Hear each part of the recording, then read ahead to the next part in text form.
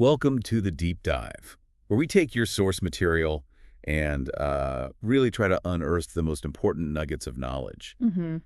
Today, we're embarking on a deep dive into an ancient Buddhist text, a sutta, that honestly offers a fascinating blueprint for personal development and, you could say, spiritual mastery. Yeah, it's a really rich one. Our mission, then, is to unpack the meaning of Sekhapaṭipadāsuttaṃ, which translates to the path of training for a trainee, and see what this ancient wisdom can teach us about cultivating a truly well-informed and insightful life right now. Absolutely. It's surprisingly relevant. And what's particularly intriguing about this source is, well, how the teaching unfolds. It starts in this newly built assembly hall, the Buddha's there, but then it takes this unexpected turn. Right. It leads to this profound discourse delivered not by the Buddha himself, but by one of his chief disciples. Mm-hmm. And that's where it gets really interesting, because it kind of highlights that wisdom isn't just one person's domain. Yeah. You know, Indeed. And this specific text, it's known as the Sekhapaṭipadāsuttaṃ.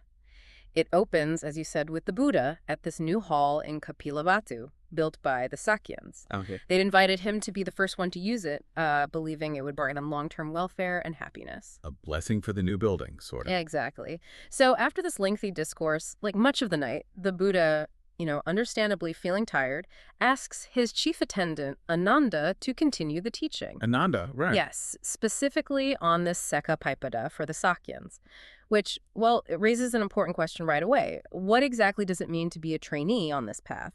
And why Ananda? Good question. So the Buddha lies down in the lion's posture, which is quite a vivid image of serene rest, and Ananda steps up.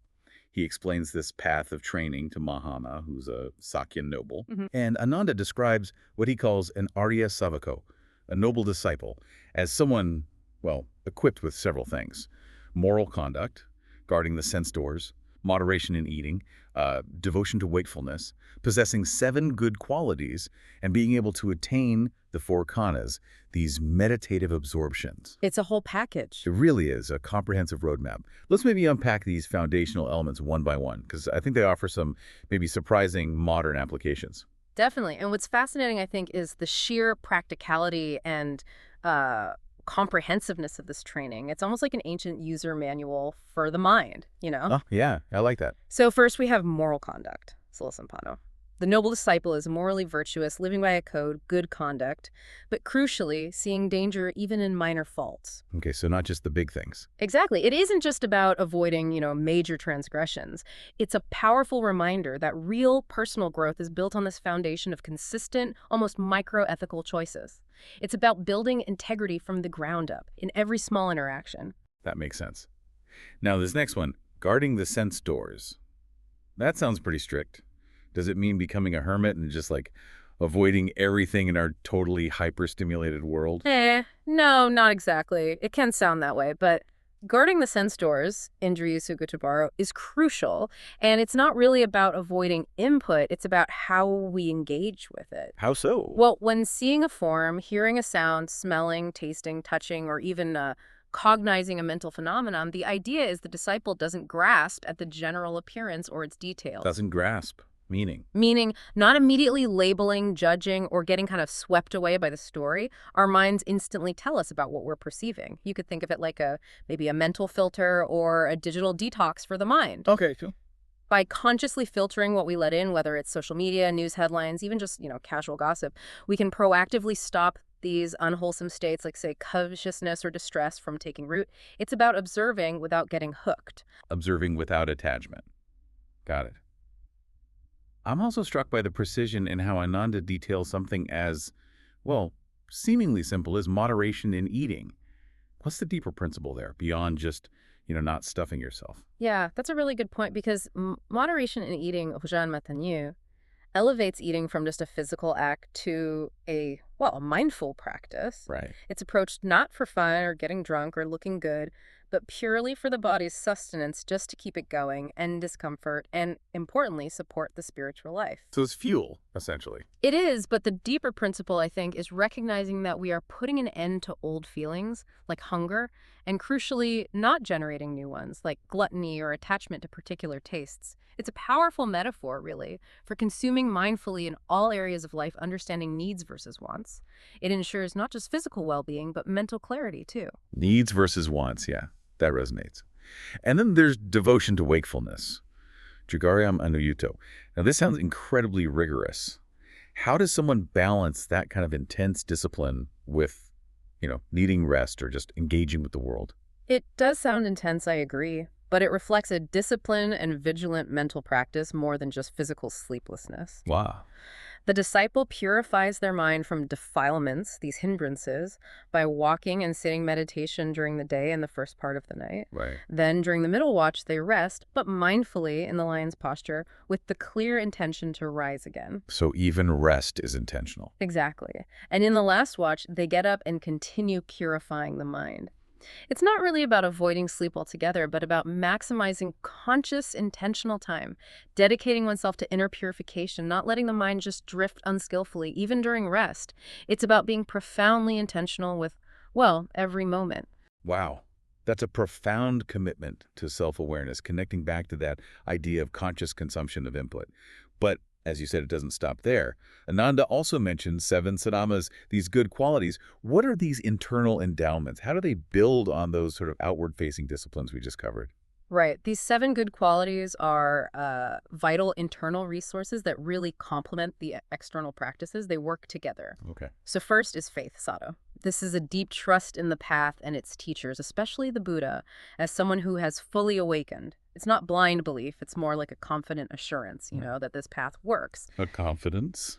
Then, sense of shame, Hirima. This is like an internal moral compass, feeling genuine shame inwardly at misconduct by body, speech, and mind.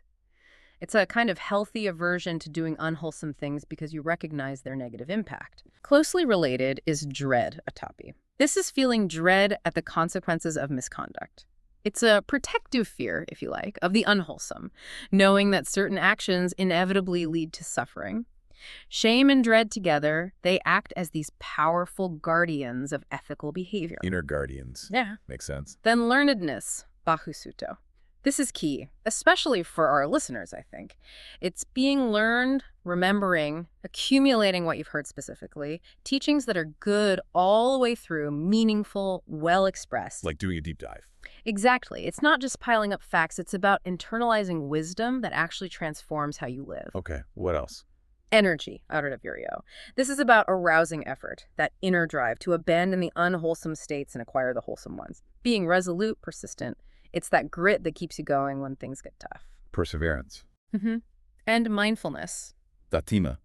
Being mindful, having supreme mindfulness and discretion, remembering, recollecting what was done and said long ago. This isn't just a standalone thing. It's the very tool that lets us effectively guard those sense doors we talked about and bring intention to eating and wakefulness. It connects everything. The connecting thread. Precisely. And finally, wisdom. Anyava.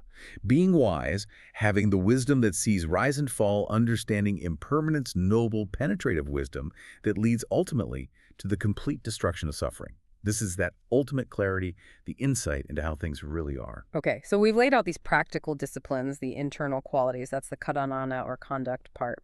But the peak of this training, as Ananda describes it, involves mastering the 4 jhanas. These are those deep meditative states, right? For someone maybe just hearing about them, what's that experience like? Exactly, the jhānas.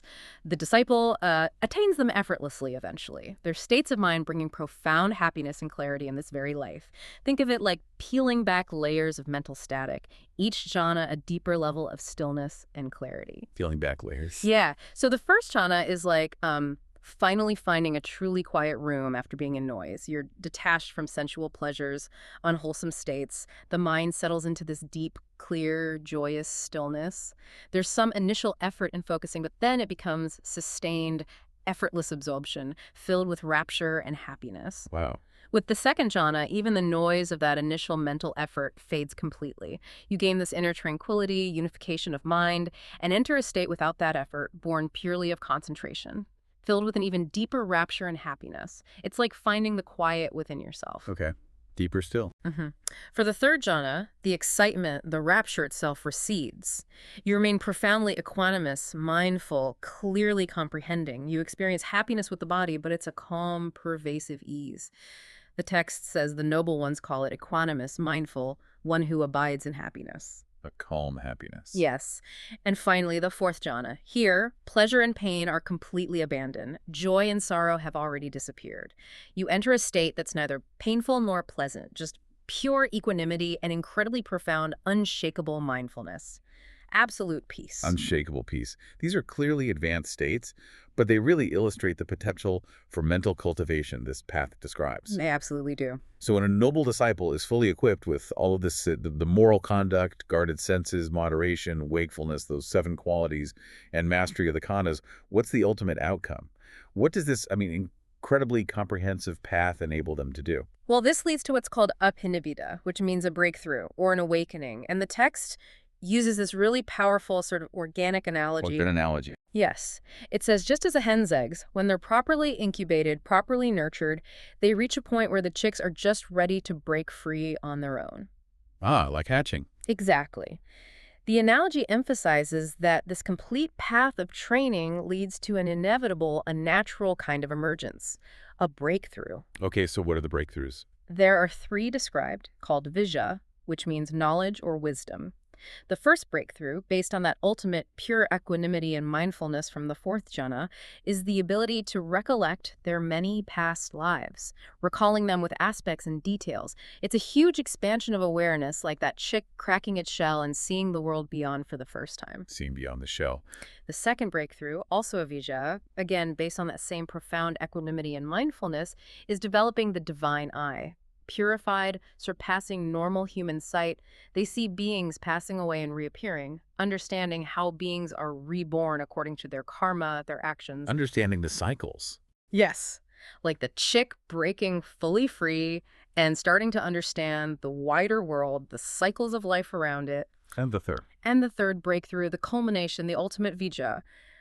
Again, based on that same deep equanimity and mindfulness.